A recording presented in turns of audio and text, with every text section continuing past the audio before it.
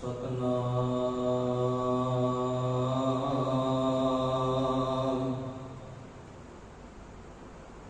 ਸ੍ਰੀ ਵਾਹਿਗੁਰੂ ਸਾਹਿਬ JIO.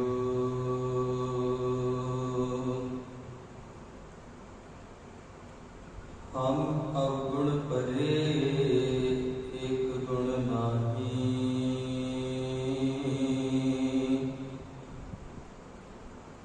ਅੰਮ੍ਰਿਤ ਛਾੜ ਬਿਖੈ ਬਿਖ ਖਾਈ।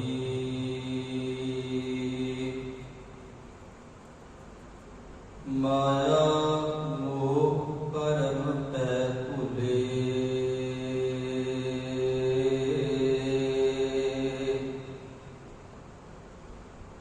ਸੁਖ ਦਾਰਾ ਸਿਉ ਪ੍ਰੀਤ ਲਗਾਈ। ਇਕ ਉੱਤਮ ਪੰਥ ਸੁਣਿਓ ਗੁਰ ਸੰਗਤ, ਤਹ ਮਿਲੰਤ ਜਨ ਰਾਸ ਮਿਟਾਈ।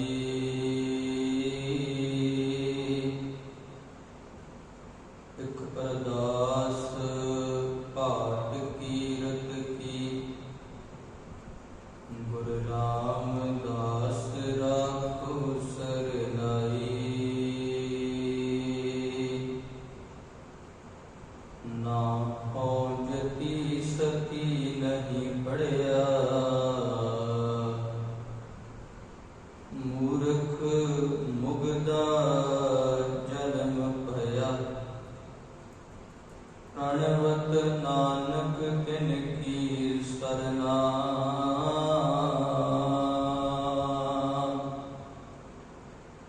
ਜਿਨ ਤੂੰ ਨਾਹੀ ਵਿਸਰਿਆ। ਪ੍ਰਣਵਤ ਨਾਨਕ ਤਿਨ ਕੀ ਸਰਨਾ,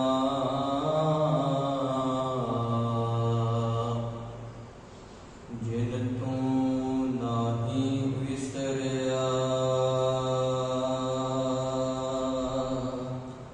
ਸਤਨਾਮ ਸ੍ਰੀ ਵਾਹਿਗੁਰੂ ਸਾਹਿਬ ਜੀਓ। ਸ਼ਲੋਕ ਸੰਸਕ੍ਰਿਤੀ ਮਹਲਾ ਪੰਜਵਾ। ਇੱਕ ਓੰਕਾਰ ਸਤਨਾਮ ਕਰਤਾ ਪੁਰਖ ਨਿਰਭਉ ਨਿਰਵੈਰ, ਅਕਾਲ ਮੂਰਤ ਅਜੂਨੀ ਸੈਭੰ ਗੁਰ ਪ੍ਰਸਾਦ। ਕਤੰਚ ਮਾਤਾ ਕਤੰਚ ਪਿਤਾ, ਕਤੰਚ ਬਨਤਾ ਬਿਨੋਦ ਸੁਧ।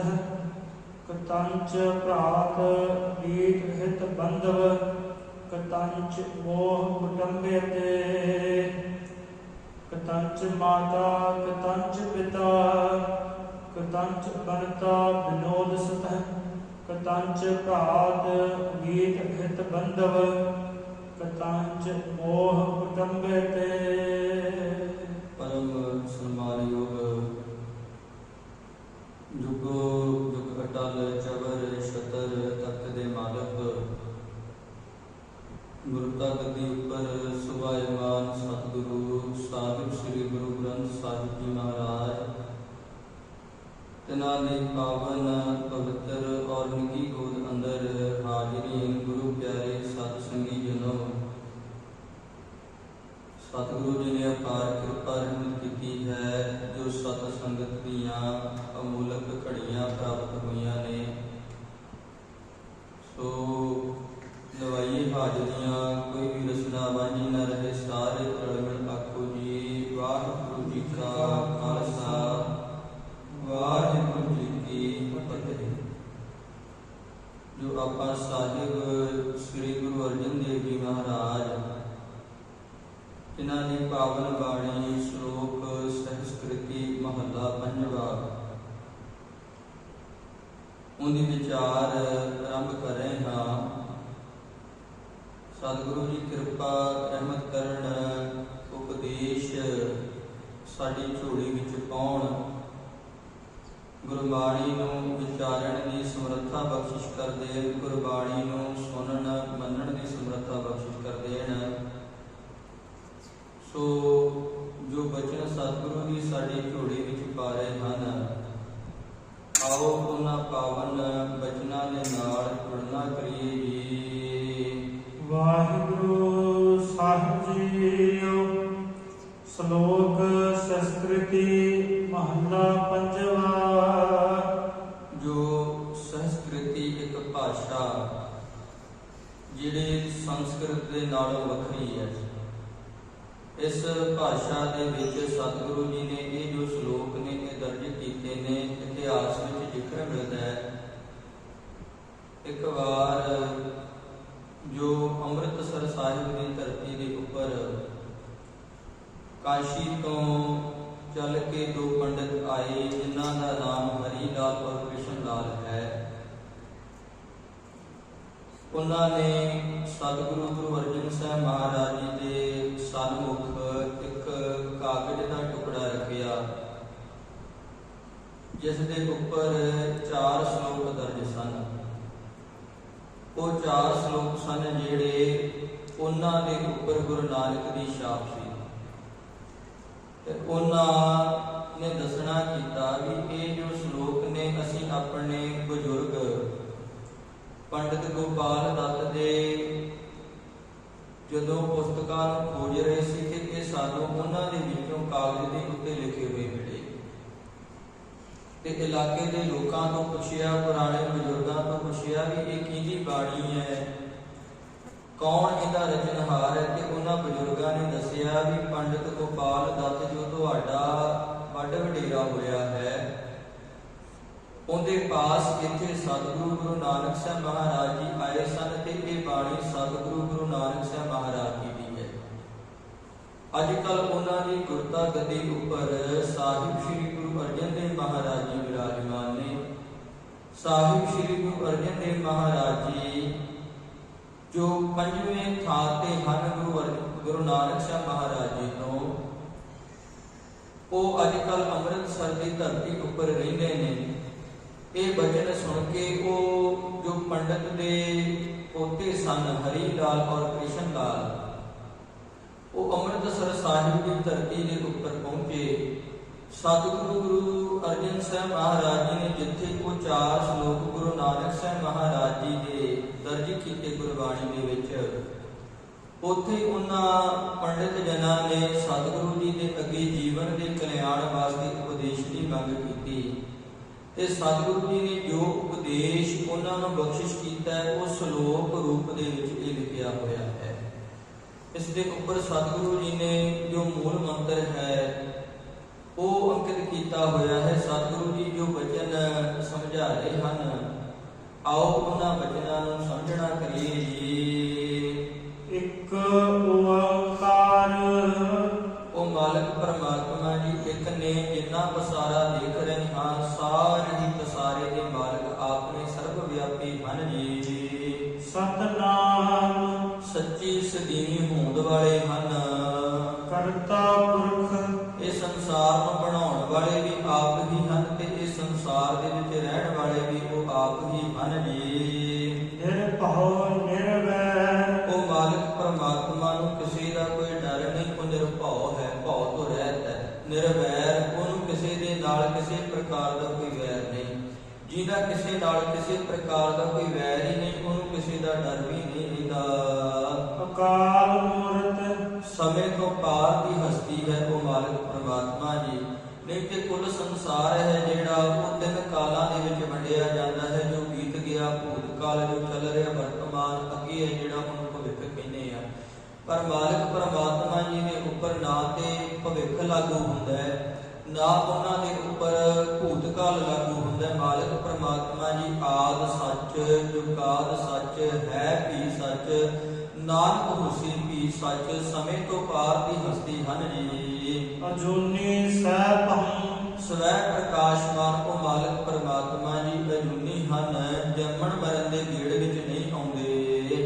ਗੁਰ ਪ੍ਰਸਾਦ। ਐਸੇ ਮਾਲਕ ਪਰਮਾਤਮਾ ਜੀ ਦੀ ਪ੍ਰਾਪਤੀ ਸਤਿਗੁਰੂ ਗੁਰੂ ਗ੍ਰੰਥ ਸਾਹਿਬ ਮਹਾਰਾਜ ਜੀ ਜਿਵੇਂ ਸੱਚੇ ਗੁਰੂ ਨੇ, ਸੱਚੇ ਗੁਰੂ ਦੀ ਕਿਰਪਾ ਰਹਿਮਤ ਸਦਕਾ ਐਸੇ ਮਾਲਕ ਪ੍ਰਮਾਤਮਾ ਦੀ ਸਮਝ ਪੈਂਦੀ ਹੈ ਜੀ। ਕਤੰਚ ਮਾਤਾ ਕਤੰਚ ਪਿਤਾ ਕਤੰਚ ਬਨਤਾ ਵਿਨੋਦ ਸੁਧ। ਸਤਿਗੁਰੂ ਗੁਰੂ ਅਰਜਨ ਸਾਹਿਬ ਮਹਾਰਾਜ ਜੀ ਦੇ ਸਨਮੁਖ ਉਹ ਪੰਡਿਤ ਜਨ ਸਵਾਲ ਰੱਖਦੇ ਨੇ ਵੀ ਸਤਿਗੁਰੂ ਜੀ ਇਸ ਸੰਸਾਰ ਦੇ ਵਿੱਚ ਮੋਹ ਹੈ ਜਿਹੜਾ ਕਿ ਬੜਾ ਵਿਆਕੁਲ ਕਰਦਾ ਹੈ ਬੰਦੇ ਨੂੰ।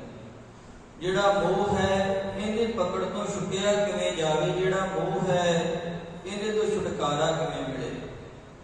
ਸਤਿਗੁਰੂ ਜੀ ਹੁਣ ਜੋ ਆਰੰਭ ਦਾ ਸ਼ਲੋਕ ਉਚਾਰ ਰਹੇ ਨੇ ਇਹਦੇ ਵਿੱਚ ਜਿਹੜੇ ਸਾਡੇ ਮੋਹ ਰਿਸ਼ਤੇਦਾਰ ਸਾਕ ਸੰਬੰਧੀਆਂ ਦੇ ਨਾਲ ਪਏ ਹੋਏ ਹਨ ਉਹਨਾਂ ਦੇ ਪ੍ਰਥਾਏ ਬਚਨ ਨੇ। ਸਤਿਗੁਰੂ ਜੀ ਪੁੱਛਦੇ ਨੇ, ਕਹਿੰਦੇ ਭਾਈ ਦੇਖੋ ਇਹ ਸੰਸਾਰ ਦੀ ਇਹ ਸੱਚਾਈ ਹੈ ਵੀ ਜਦੋਂ ਤੇ ਬੰਦੇ ਦੇ ਕੋਲ ਹੋਵੇ ਧਨ ਬਹੁਤਾ, ਉਸ ਸਮੇਂ ਤੇ ਜਿਹੜੇ ਮਿੱਤਰ ਨੇ ਸਾਕ ਸੰਬੰਧੀ ਨੇ ਜਿਨ੍ਹਾਂ ਨੂੰ ਨਾ ਵੀ ਜਾਣਦੇ ਹੋਈਏ ਨਾ, ਜਦੋਂ ਕਿਸੇ ਦਾ ਸਿੱਕਾ ਚੱਲਦਾ ਹੋਵੇ ਉਦੋਂ ਉਹ ਵੀ ਮਿੱਤਰ ਬਣ ਜਾਂਦਾ ਆ ਕੇ। ਜਦੋਂ ਬੰਦਾ ਨਿਰਧਨ ਹੋ ਜਾਏ, ਧਨ ਕੋਲ ਨਾ ਰਹੇ, ਉਸ ਸਮੇਂ ਜਾਂ ਜ਼ਿੰਦਗੀ ਦੇ ਵਿੱਚ ਦੁੱਖ ਕਲੇਸ਼ ਆ ਜਾਣ, ਬੰਦੇ ਦੀ ਜਿਹੜੀ ਜ਼ਿੰਦਗੀ ਹੈ ਉਹ ਦੁੱਖਾਂ ਦੇ ਨਾਲ ਭਰ ਜਾਏ, ਲੋੜ ਪੈ ਜਾਏ ਤੇ ਲੋੜ ਪੈਣ ਦੇ ਉੱਤੇ ਖੜਨ ਵਾਲੇ ਸੱਜਣ ਬੜੇ ਥੋੜੇ ਰਹਿ ਜਾਂਦੇ ਨੇ।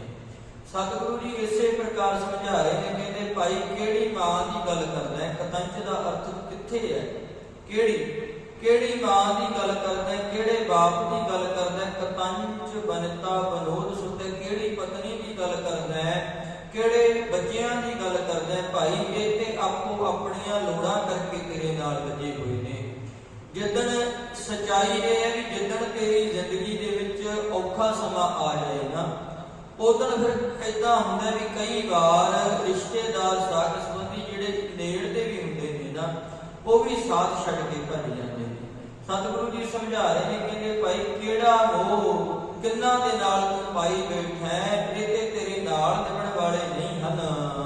ਕਤੰਚ ਭਰਾਤ ਮੀਤ ਹਿਤ ਬੰਧਵ ਕਤੰਚ ਮੋਹ ਕੁਟੰਬਿਤ। ਸਤਿਗੁਰੂ ਜੀ ਸਮਝਾ ਰਹੇ ਨੇ, ਕਹਿੰਦੇ ਅਤਿਅੰਤ ਮੋਹ ਜਿਹੜਾ ਤੂੰ ਪਰਿਵਾਰ ਦੇ ਨਾਲ ਪਾਇਆ, ਕੁਟੰਬਿਤ ਦਾ ਅਰਥ ਪਰਿਵਾਰ ਨਾਲ ਅਤਿਅੰਤ ਦਾ ਮੋਹ ਪਾ ਲੈਣਾ। ਭਾਈ ਭਰਾਤ ਦਾ ਅਰਥ ਭਾਈ, ਮੀਤ ਦਾ ਅਰਥ ਮਿੱਤਰ, ਬੰਧਵ। ਮਹਾਰਾਜ ਜੀ ਸਮਝਾ ਰਹੇ ਨੇ, ਕਹਿੰਦੇ ਭਾਈ ਕਿੰਨਾ ਦੇ ਨਾਲ ਮੋਹ ਪਾ ਕੇ ਬੈਠਾ ਤੇਰੇ ਭਾਈ। ਤੂੰ ਆਪਣੀ ਜ਼ਿੰਦਗੀ ਦੇ ਵਿੱਚ ਸਦਾ ਮੇਰਾ ਭਰਾ ਹੈ, ਮੇਰਾ ਪੁੱਤ ਹੈ, ਮੇਰਾ ਮਿੱਤਰ ਹੈ, ਮੇਰਾ ਸਨੇਹੀ ਹੈ, ਮੈਨੂੰ ਮੋਹ ਕਰਨ ਵਾਲਾ ਹੈ। ਸਤਿਗੁਰੂ ਜੀ ਸਮਝਾ ਰਹੇ ਨੇ, ਕਹਿੰਦੇ ਭਾਈ ਨਹੀਂ, ਇਹਨਾਂ ਦੇ ਵਿੱਚੋਂ ਕੋਈ ਵੀ ਤੇਰੀ ਸਹਾਇਤਾ ਕਰਨ ਵਾਲਾ ਨਹੀਂ ਜਿਨ੍ਹਾਂ ਦੇ ਨਾਲ ਅਤਿਅੰਤ ਮੋਹ ਪਾ ਕੇ ਇਸ ਸੰਸਾਰ ਦੇ ਵਿੱਚ ਤੂੰ ਬੈਠਾ ਹੋਇਆ ਹੈ ਜੀ। ਕਤੰਚ ਚਪਲ ਮੋਹਨੇ ਰੂਪੰ ਪੇਖੰਤੇ ਤਿਆਗੰ ਕਰੋਤ।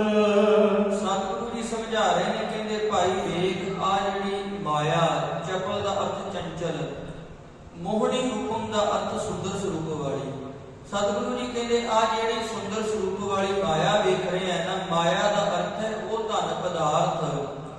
ਕੋਈ ਵੀ ਇਦਾਂ ਦੀ ਤਾਕਤ ਜਿਹੜੀ ਆਤਮਾ ਨੂੰ ਪਰਮਾਤਮਾ ਨਾਲ ਮਿਲਣ ਨਹੀਂ ਦਿੰਦੀ, ਸਾਡੇ ਮਨ ਦੇ ਵਿੱਚ ਗਿਆਨ ਦਾ ਪ੍ਰਕਾਸ਼ ਨਹੀਂ ਹੋਣ ਦਿੰਦੀ। ਮਾਇਆ ਦਾ ਅਰਥ ਕੱਲਾ ਪੈਸਾ ਨਹੀਂ ਹੁੰਦਾ।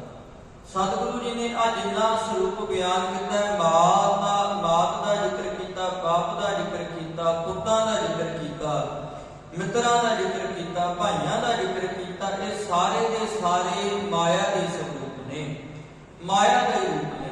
ਸਤਿਗੁਰੂ ਜੀ ਸਮਝਾ ਰਹੇ ਨੇ, ਕਹਿੰਦੇ ਵੀ ਆ ਜਿਹੜੀ ਮਨ ਨੂੰ ਮੋਹਣ ਵਾਲੀ ਹੈ ਨਾ, ਸੁੰਦਰ ਸਰੂਪ ਹੈ, ਇਸ ਸੰਸਾਰ ਦੇ ਰਿਸ਼ਤੇ ਨਾਤੇ ਚੰਗੇ ਬੜੇ ਲੱਗਦੇ ਨੇ।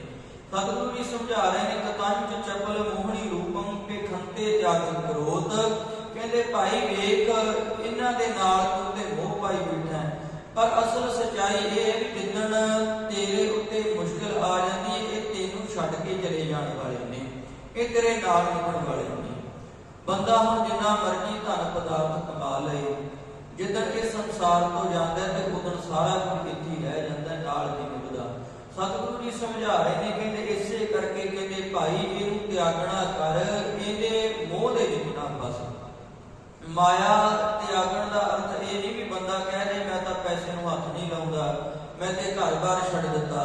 ਨਹੀਂ ਭਾਈ, ਘਰ-ਬਾਰ, ਰਿਸ਼ਤੇਦਾਰ, ਸਾਕ ਸੰਬੰਧੀਆਂ ਦੀਆਂ ਜ਼ਿੰਮੇਵਾਰੀਆਂ ਨਿਭਾਉਣੀਆਂ ਨੇ, ਜੋ ਫਰਜ਼ ਨੇ ਉਹਨਾਂ ਨੂੰ ਪੂਰਾ ਕਰਨਾ ਹੈ, ਪਰ ਇਹ ਨਹੀਂ ਵੀ ਤੂੰ ਇਹਨਾਂ ਦੇ ਵਿੱਚ ਹੀ ਡੁੱਬਿਆ ਨਹੀਂ, ਆਪਣੀ ਜ਼ਿੰਦਗੀ ਨੂੰ ਸਵਾਰੀ ਨਾ। ਸਤਿਗੁਰੂ ਜੀ ਸਮਝਾ ਰਹੇ ਨੇ, ਕਹਿੰਦੇ ਭਾਈ ਇਹਨਾਂ ਦੇ ਮੋਹ ਨੂੰ ਤਿਆਗਣਾ ਕਰ। ਜੇ ਮਾਇਆ ਆ ਗਈ ਤਾਂ ਵੀ ਰੱਬ ਦਾ ਸ਼ੁਕਰਾਨਾ, ਜੇ ਚਲੀ ਗਈ ਤੇ ਤਾਂ ਵੀ ਰੱਬ ਦਾ ਭਾਣਾ ਮੰਨ ਲੈ। ਇਹ ਨਾ ਹੋਵੇ ਵੀ ਜਿੱਦਣ ਆਈ ਉਦਣ ਵੀ ਤੂੰ ਰੱਬ ਨੂੰ ਭੁੱਲ ਜਾਵੇਂ, ਜਿੱਦਣ ਗਈ ਉਦਣ ਰੱਬ ਨੂੰ ਉਲਾਮੇ ਦੇਣ ਲੱਗ ਜਾਏ। ਨਹੀਂ, ਤਿਆਗ ਕਰਨ ਦਾ ਅਰਥ ਸਿੱਧਾ ਜਿਹਾ ਇਹ ਬਣਦਾ ਮੋਹ ਤਿਆਗਣਾ। ਸਤਿਗੁਰੂ ਜੀ ਨੇ ਕਿਤੇ ਹੋਰ ਵੀ ਗੁਰਬਾਣੀ 'ਚ ਸਮਝਾਇਆ, ਕਹਿੰਦੇ ਭਾਈ ਜੇ ਤਿਆਗਣਾ ਹੈ ਨਾ ਤਾਂ ਅਸਲ ਤਿਆਗ ਹੈ ਤਿਆਗਣਾ ਨੀਕਾ। ਨੀਕਾ ਦਾ ਅਰਥ ਸੋਹਣਾ। ਸਭ ਤੋਂ ਸੋਹਣਾ ਤਿਆਗ ਕੀ ਹੈ? ਕਹਿੰਦੇ ਕਾਮ, ਕ੍ਰੋਧ, ਲੋਭ, ਮੋਹ ਤਿਆਗਣਾ।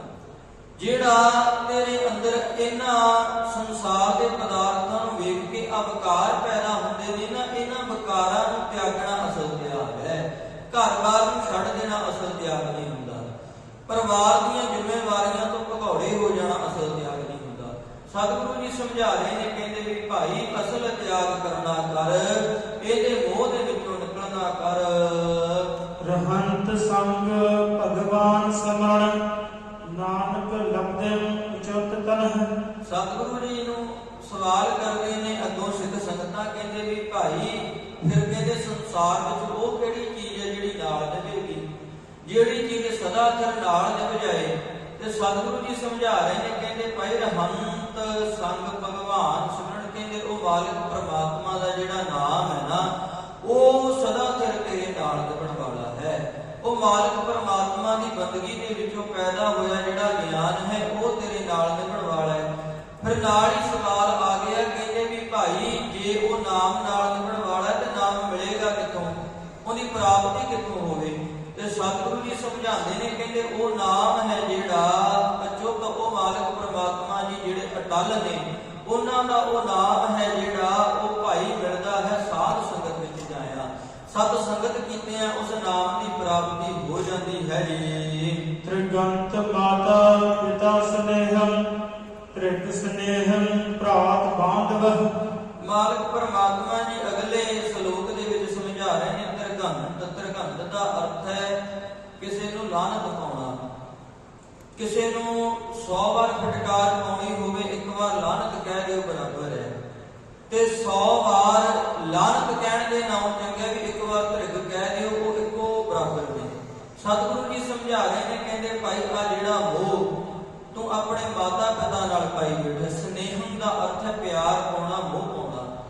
ਸਤਿਗੁਰੂ ਜੀ ਸਮਝਾ ਰਹੇ ਨੇ, ਕਹਿੰਦੇ ਤ੍ਰਿਗੰਤ ਮਾਤ ਪਿਤਾ ਸਨੇਹਮ, ਕਹਿੰਦੇ ਆ ਜਿਹੜਾ ਮੋਹ ਤੂੰ ਮਾਤਾ ਪਿਤਾ ਦੇ ਨਾਲ ਪਾਈ ਬੈਠਾ ਨਾ, ਕਿਉਂਕਿ ਇਹ ਨਾਲ ਨਿਭਣ ਵਾਲਾ ਨਹੀਂ। ਕਹਿੰਦੇ ਇਸ ਕਰਕੇ ਇਹ ਮੋਹ, ਇਹ ਸਨੇਹ ਹੈ ਜਿਹੜਾ ਤੇਰਾ, ਇਹ ਲਾਹਨਤ ਜਰੂਰ ਹੈ, ਤ੍ਰਿਗ ਹੈ। ਸਮਝਾ ਰਹੇ ਨੇ, ਤ੍ਰਿਗ ਸਨੇਹਮ ਭਰਾਤ ਬਾਂਧਵ।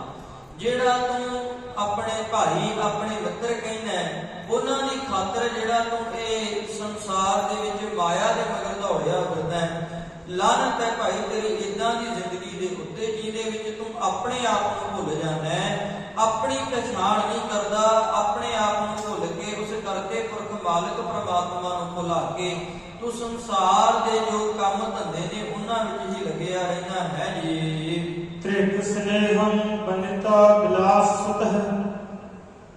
ਮਹਾਰਾਜ ਜੀ ਅੱਗੇ ਸਮਝਾ ਰਹੇ ਨੇ, ਕਹਿੰਦੇ ਭਾਈ ਲਾਹਨਤ ਹੈ ਤੇਰੇ ਉਸ ਪਿਆਰ ਦੇ ਉੱਤੇ ਜਿਹੜਾ ਤੂੰ ਆਪਣੀ ਪਤਨੀ ਦੇ ਨਾਲ ਪਾਇਆ, ਪਰ ਉਹ ਪਿਆਰ ਪਾ ਕੇ ਕਹਿੰਦੇ ਤੂੰ ਸਿਰਫ ਭੋਗ ਵਿਲਾਸਾਂ ਵਿੱਚ ਹੀ ਲੱਗਾ ਰਿਹਾ। ਕਹਿੰਦੇ ਉਹ ਪਿਆਰ ਦੇ ਉੱਤੇ ਵੀ ਤੇਰੇ ਲਾਹਨਤ ਹੈ। ਸਤਿਗੁਰੂ ਜੀ ਅੱਗੇ ਜੋ ਸਮਝਾ ਰਹੇ ਹਨ ਸਮਝਣਾ ਕਰੀਏ ਜੀ। ਤ੍ਰਿਗ ਸਨੇਹੰ ਵਿਰਾਹਾਰਥਕ। ਸਤਿਗੁਰੂ ਜੀ ਸਮਝਾ ਰਹੇ ਨੇ, ਇਹ ਸ਼ਬਦ ਹੈ ਜਿਹੜਾ ਗ੍ਰਹਿਆਰਥ ਹੈ, ਕਹਿੰਦਾ ਤਿੰਨਾਂ ਭਾਗਾਂ ਵਿੱਚ ਵੰਡ ਕੇ ਅਰਥ ਹੁੰਦਾ। ਗ੍ਰਹਿ ਅਰਥ ਹੈ। ਸਤਿਗੁਰੂ ਜੀ ਸਮਝਾ ਰਹੇ ਨੇ, ਕਹਿੰਦੇ ਭਾਈ ਗ੍ਰਹਿ ਦਾ ਅਰਥ ਹੈ ਘਰ, ਤੇ ਅਰਥ ਦਾ ਅਰਥ ਹੈ ਜੋ ਕੰਮ ਕਰਦੇ ਹਾਂ ਅਸੀਂ।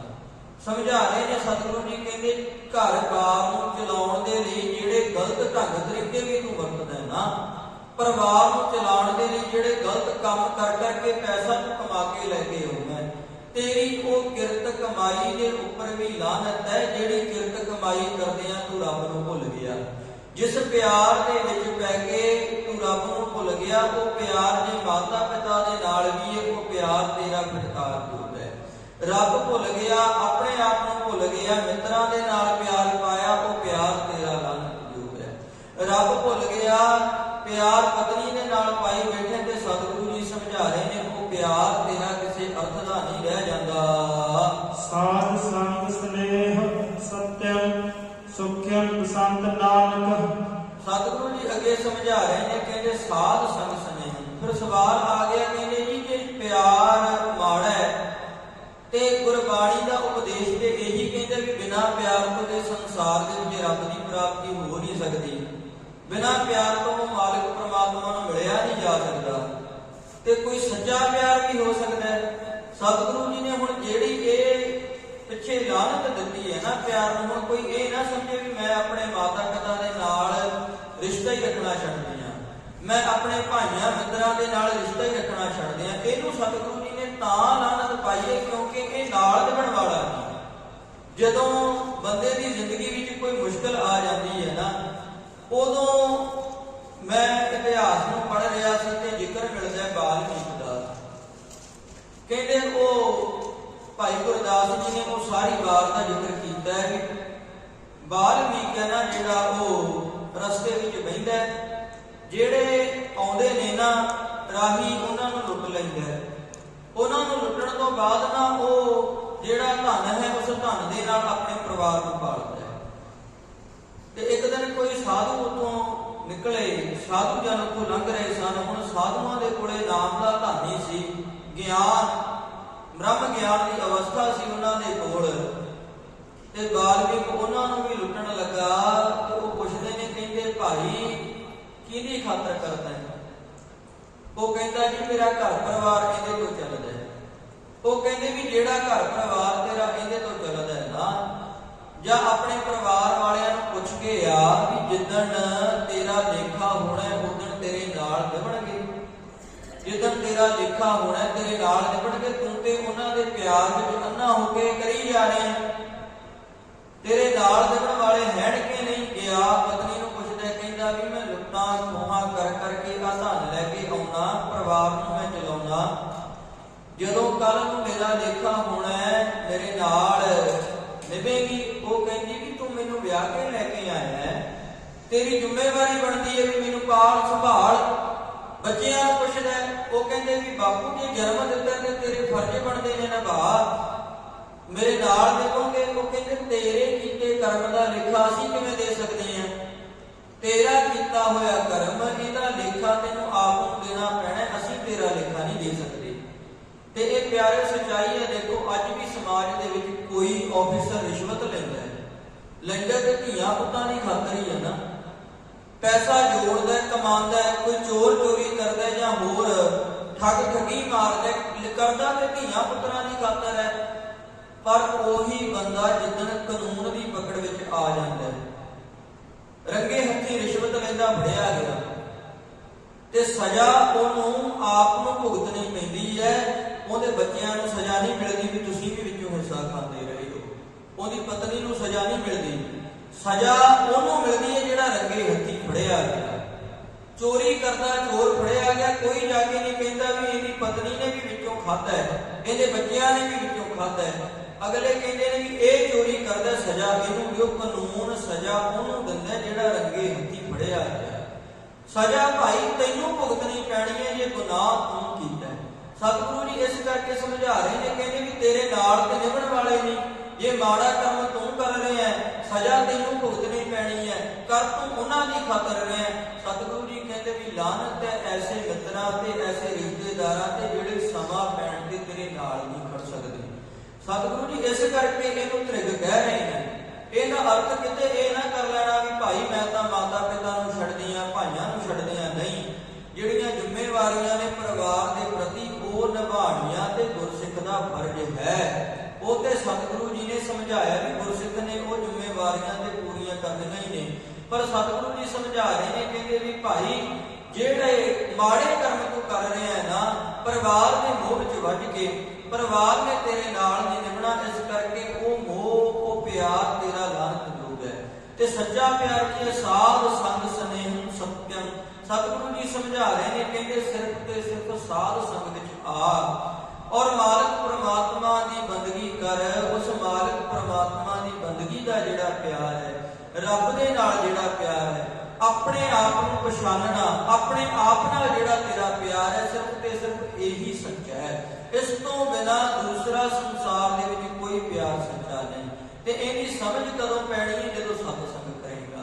ਸਮਝਾ ਰਹੇ ਨੇ ਸੁਖਨ ਬਸੰਤ ਨਾਨਕ ਹੈ, ਜਿਹੜੇ ਗੁਰਮੁਖ ਜਨਾਂ ਦੇ ਅੰਦਰ ਇਹ ਮਾਲਕ ਪਰਮਾਤਮਾ ਜੀ ਦੀ ਬੰਦਗੀ ਦਾ ਪਿਆਰ ਪੈਦਾ ਹੋ ਜਾਂਦਾ ਹੈ। ਜ਼ਿੰਦਗੀ ਦੇ ਵਿੱਚ ਸਾਰੇ ਸੁੱਖ ਉਹਨਾਂ ਗੁਰਮੁਖ ਜਨਾਂ ਨੂੰ ਮਿਲ ਜਾਂਦੇ ਹਨ।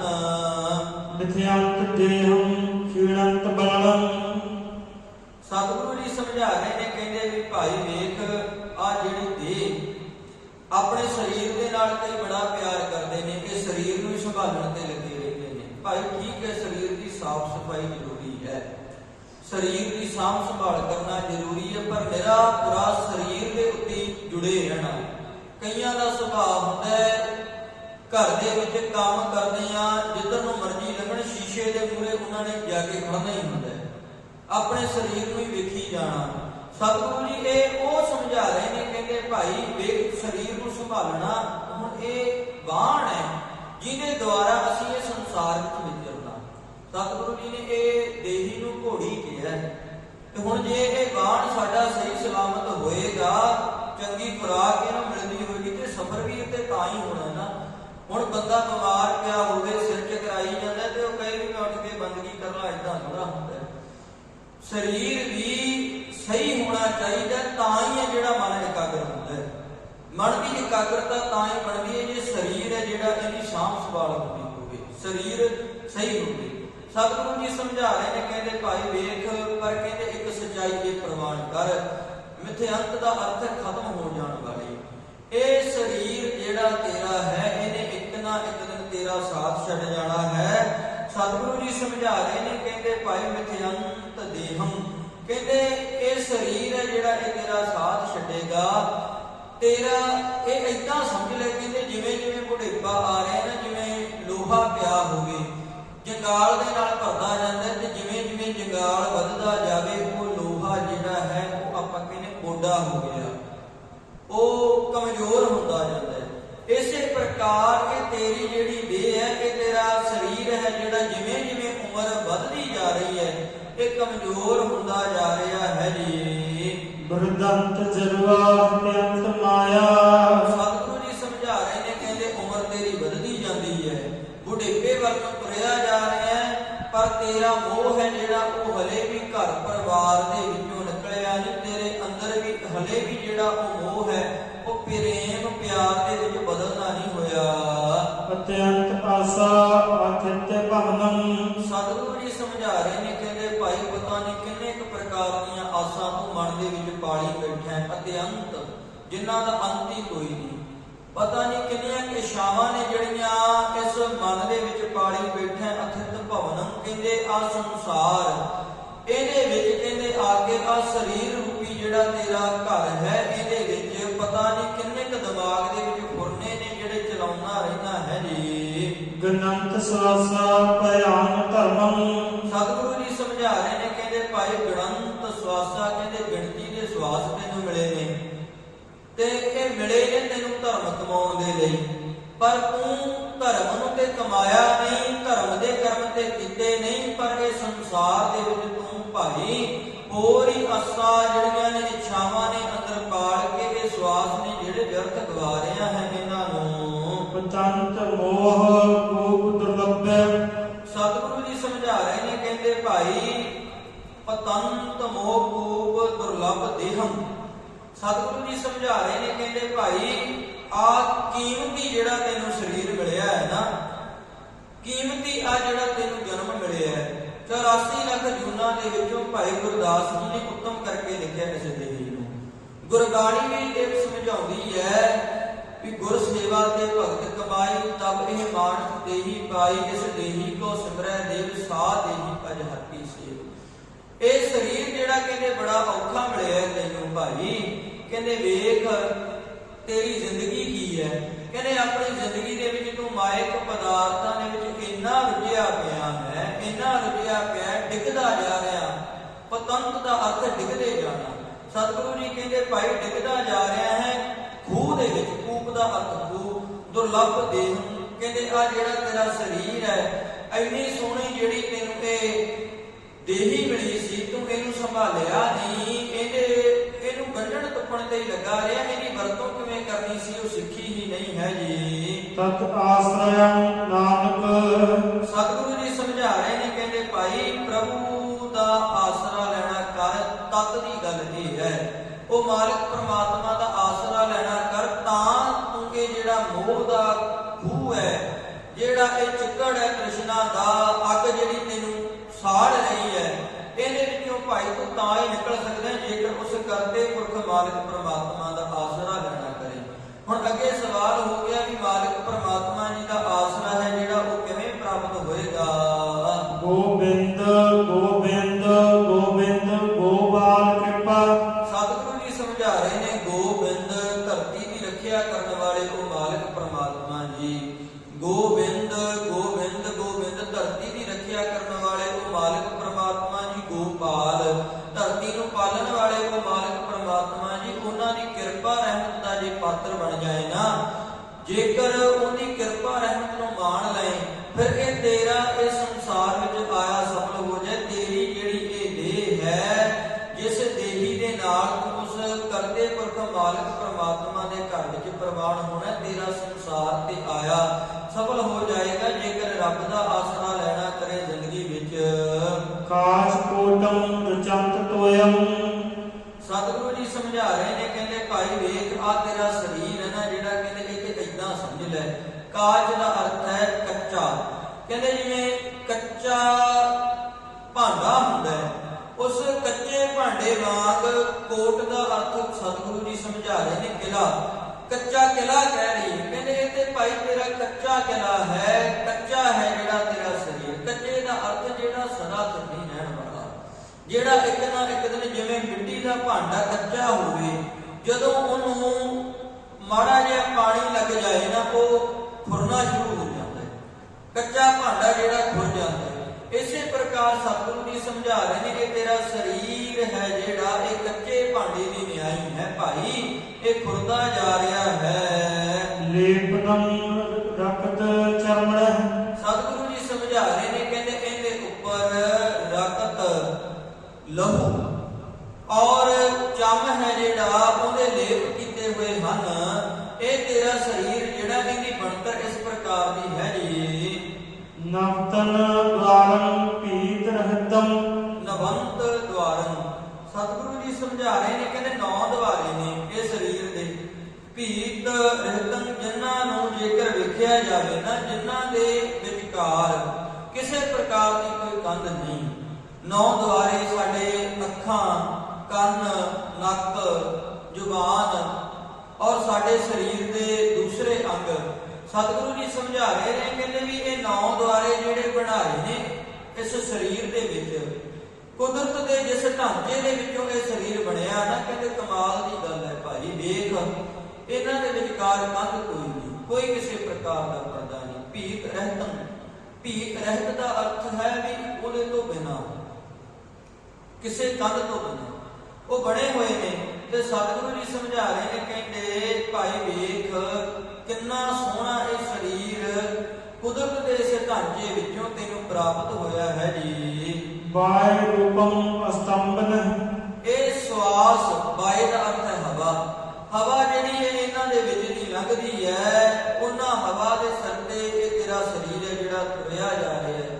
ਸਵਾਸ ਲੈ ਰਹੇ ਆ, ਹਵਾ ਅੰਦਰ ਜਾਂਦੀ ਹੈ, ਬਾਹਰ ਆ ਜਾਂਦੀ ਹੈ। ਇਹਦੇ ਨਾਲ ਹੀ ਬੰਦੇ ਦੀ ਬੋਲਣ ਦੀ ਜਿਹੜੀ ਸਥਿਤੀ ਹੈ, ਬੋਲਣ ਦੀ ਆਵਾਜ਼ ਸਾਡੀ ਹਵਾ ਨਾਲ ਬਣਦੀ ਹੈ।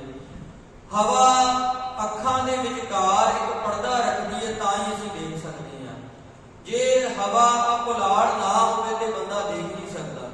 ਇਹ ਪ੍ਰੈਕਟੀਕਲ ਤਜਰਬਾ ਤੁਸੀਂ ਕਰਕੇ ਦੇਖੋ ਕਿ ਜਿੰਨਾ ਆਪਾਂ ਇੱਕ ਲਿਮਟਿਡ ਦੂਰੀ ਤੇ ਰਵਾਂਗੇ ਨਾ, ਅਸੀਂ ਚੀਜ਼ ਨੂੰ ਉਨਾ ਸਹੀ ਢੰਗ ਨਾਲ ਵੇਖ ਸਕਦੇ ਹਾਂ। ਬੰਦਾ ਜੇ ਜ਼ਿਆਦਾ ਲਾਗੇ ਵੀ ਹੋ ਜਾਏ ਨਾ, ਤੇ ਕਈ ਵਾਰ ਆਪਣੇ ਲਿਖਿਆ ਅੱਖਰ ਵੀ ਜਮਾਂ ਅੱਖ ਨਾਲ ਲਾ ਲਈਏ ਤੇ ਉਹਦੀ ਵੀ ਸਮਝ ਨਹੀਂ ਪੈਂਦੀ, ਧੁੰਦਲਾ ਹੋ ਜਾਂਦਾ ਹੈ।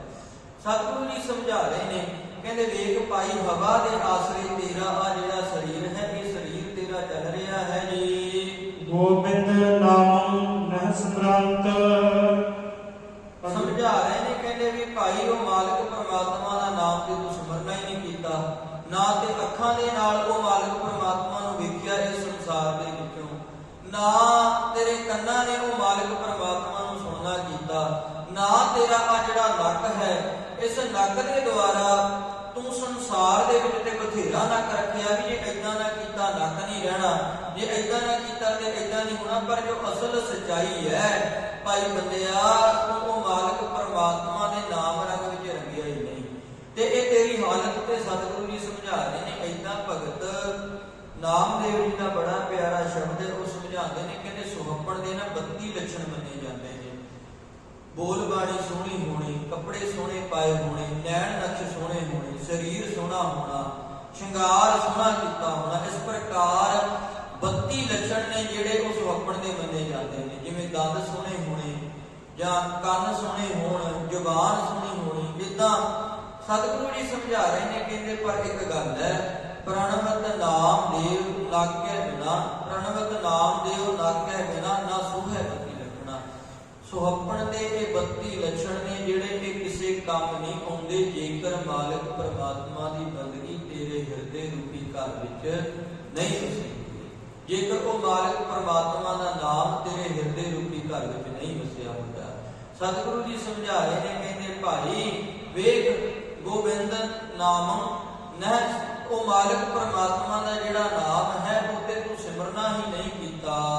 ਅਗਿਆਨੀ ਜਾਣਤ ਅਸਤਰੰ, ਅਗਿਆਨਤਾ ਦੇ ਹਨੇਰੇ ਵਿੱਚ ਫਸਿਆ ਹੋਇਆ ਤੈਨੂੰ ਏਦਾਂ ਹੀ ਲੱਗਦਾ ਵੀ ਆਹ ਸਰੀਰ ਹੈ ਜਿਹੜਾ ਇਹ ਤੇ ਸਦਾ ਤੇਰੀ ਹੈ। ਇਹ ਮਾਲਕ ਪਰਮਾਤਮਾ ਦਾ ਸਰੀਰ ਹੈ ਜਿਹੜਾ ਬਖਸ਼ਿਆ ਹੋਇਆ, ਇਹ ਮਾਲਕ ਪਰਮਾਤਮਾ ਦਾ ਦਿੱਤਾ ਹੋਇਆ ਜਿਹੜਾ ਸਰੀਰ ਹੈ ਵੀ ਇਹ ਸਦਾ ਤੇਰੀ ਰਹਿਣਾ। ਕਹਿੰਦੇ ਤੂੰ ਪੱਕਾ ਹੀ ਮਨ ਵਿੱਚ ਇਹ ਧਾਰੀ ਬੈਠਾ ਹੈ ਵੀ ਉਹ ਮਾਲਕ ਪਰਮਾਤਮਾ ਦਾ ਨਾਮ ਨਹੀਂ ਲੈਣ ਦੀ ਲੋੜ। ਅਗਿਆਨਤਾ ਦੇ ਹਨੇਰੇ ਵਿੱਚ ਭਾਈ ਤੂੰ ਫਸਿਆ ਪਿਆ ਹੈ ਜੀ। ਦੁਰਲੱਭ ਦੇਹ ਉਦਰੰਤ ਸਾਧ ਸਰਣ ਨਾਨਕ। ਸਤਿਗੁਰੂ ਜੀ ਸਮਝਾ ਰਹੇ ਨੇ, ਕਹਿੰਦੇ ਇਹ ਜਿਹੜੀ ਤੇਰੀ ਆ ਦੇਹੀ ਹੈ ਨਾ, ਆ ਜਿਹੜਾ ਕੀਮਤੀ ਸਰੀਰ ਮਿਲਿਆ ਤੈਨੂੰ, ਦੁਰਲੱਭ ਦੇਹ ਉਦਰੰਤ, ਕਹਿੰਦੇ ਇਹ ਜੇ ਸਫਲ ਕਰਨੀ ਹੈ ਤੇ ਸਫਲ ਹੋਣੀ ਹੈ ਸਾਧ ਸਰਣ ਨਾਨਕ। ਜੇ ਸਤ ਸੰਗਤ ਦੇ ਵਿੱਚ ਜਾਏਗਾ, ਮਾਲਕ ਪਰਮਾਤਮਾ ਦੀ ਬੰਦਗੀ ਕਰਨ ਵਾਲਿਆਂ ਦੀ ਸ਼ਰਨ ਵਿੱਚ ਜਾਏਗਾ। ਸਾਧ ਦਾ ਅਰਥ ਹੈ ਜਿਹਨੇ ਜ਼ਿੰਦਗੀ ਨੂੰ ਸਾਧ ਲਿਆ, ਜਿਹਦੀ ਜ਼ਿੰਦਗੀ ਦੇ ਵਿੱਚ ਸੱਚ ਆ ਗਿਆ, ਜਿਹਦੀ ਜ਼ਿੰਦਗੀ ਰੱਬ ਦੇ ਰੰਗ ਵਿੱਚ ਰੰਗੀ ਗਈ। ਸਤਿਗੁਰੂ ਜੀ ਸਮਝਾ ਰਹੇ ਨੇ, ਐਸੇ ਮਹਾਂਪੁਰਖਾਂ ਦੀ ਗੁਰਮੁਖ ਜਨਾਂ ਦੀ ਸੰਗਤ ਕਰੇਗਾ। ਤੇ ਇੱਥੇ ਜਿਹੜਾ ਇਹ ਸਾਧ ਲਫ਼ਜ਼ ਹੈ, ਇਹਦਾ ਧੱਦਾ ਜਿਹੜਾ ਹੈ ਇਹ ਮੁਕਤ ਹੈ, ਜਿਹਦਾ ਅਰਥ ਹੈ ਬਹੁਵਚਨ।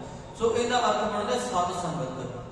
ਸਤਿਗੁਰੂ ਜੀ ਦੇ ਪਿਆਰਿਆਂ ਦੀ ਸੰਗਤ ਕਰਿਆ ਕਰ, ਸਤ ਸੰਗਤ ਕਰਿਆ ਕਰ, ਤੇਰਾ ਇਹ ਜਿਹੜਾ ਸਰੀਰ ਹੈ ਇਹ ਸਰੀਰ ਤੇਰਾ ਸਫਲ ਹੋ ਜਾਏਗਾ ਜੀ। ਹਰ ਹਰ ਹਰ ਹਰ ਹਰ ਹਰੇ ਜਪੰਤ। ਸਤਿਗੁਰੂ ਜੀ ਸਮਝਾ ਰਹੇ ਨੇ, ਕਹਿੰਦੇ ਭਾਈ ਨਾਲ ਫਿਰ ਉਹ ਹਰੀ ਮਾਲਕ ਪਰਮਾਤਮਾ ਜੀ ਦਾ ਨਾਮ, ਜਿਹੜੇ ਮਾਲਕ ਪਰਮਾਤਮਾ ਜੀ ਹਰੇਕ ਪਾਪ ਨੂੰ ਹਰਨ ਵਾਲੇ ਨੇ, ਜਿਹੜੇ ਹਰੇਕ ਦੁੱਖ ਨੂੰ ਹਰਨ ਵਾਲੇ ਨੇ, ਤੇ ਆਤਮਾ ਨੂੰ ਹਰੀ ਭਰੀ ਕਰਨ ਵਾਲੇ ਨੇ, ਜਿਹੜੇ ਮਾਲਕ ਪਰਮਾਤਮਾ ਜੀ, ਐਸੇ ਮਾਲਕ ਪਰਮਾਤਮਾ ਦਾ ਨਾਮ ਜਪਣਾ ਕਰੋ। ਸੁਭੰਤ ਤੁਯੰ ਅਚੁੱਤ ਗੁਣਗ੍ਯੰ।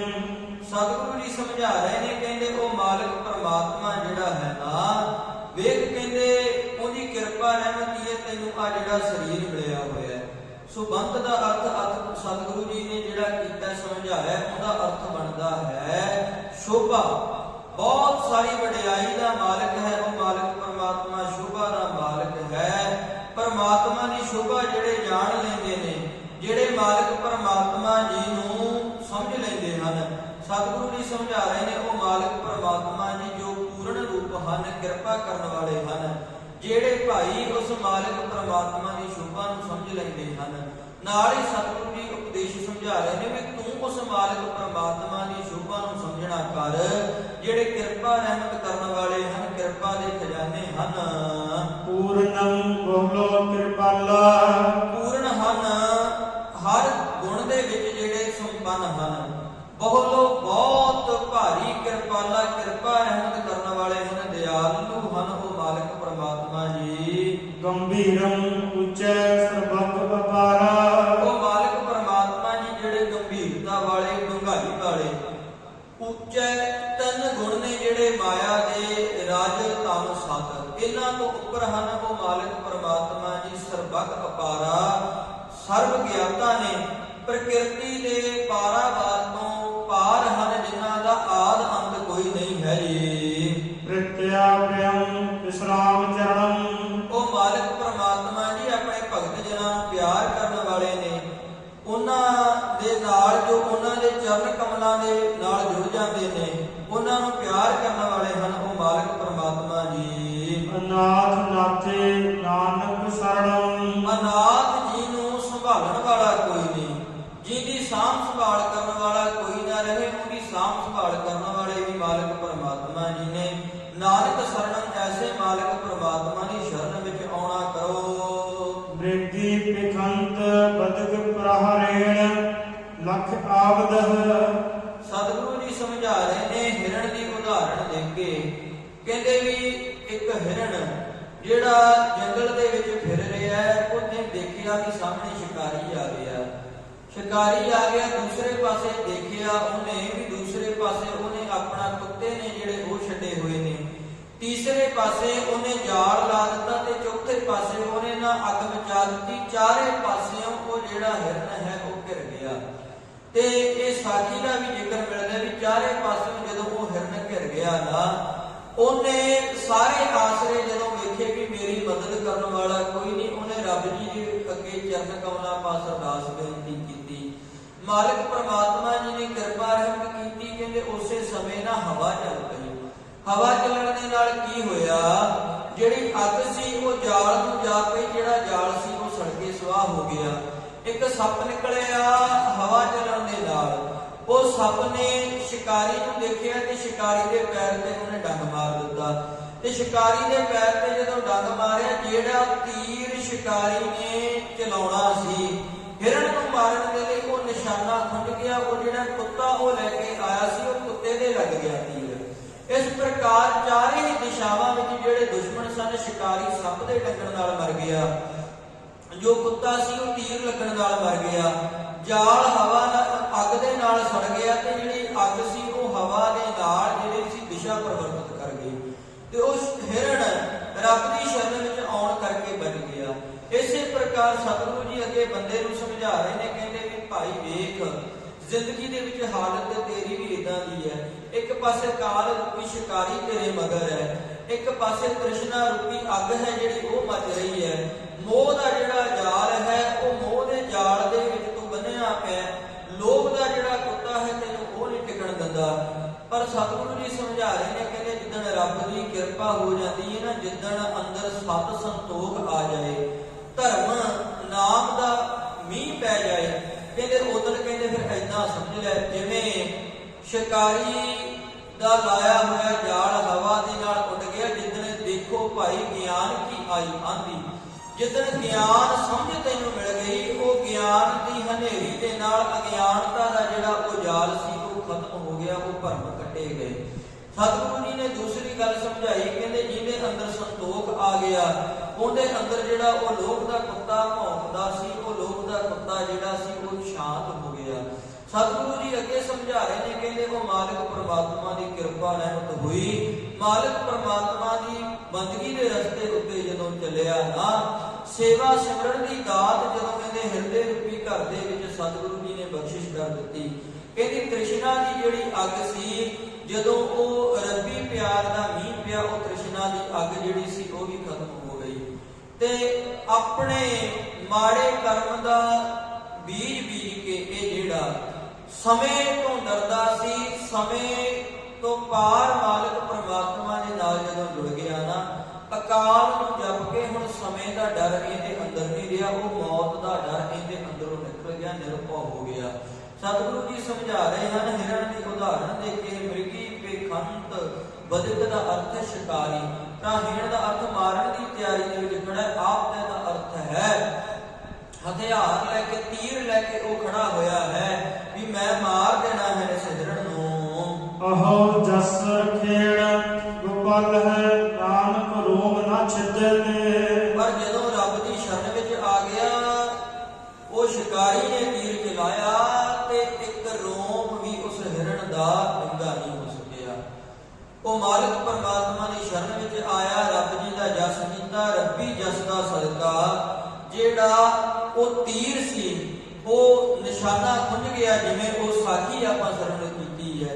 ਇਸੇ ਪ੍ਰਕਾਰ ਭਾਈ ਜੋ ਮਾੜੇ ਕਰਮ ਸਨ, ਜਦੋਂ ਰੱਬੀ ਜਸ ਨੂੰ ਕੀਤਾ, ਮਾੜੀ ਬਿਰਤੀ ਮਾੜਾ ਕਰਮ ਅੰਦਰੋਂ ਨਿਕਲ ਗਿਆ।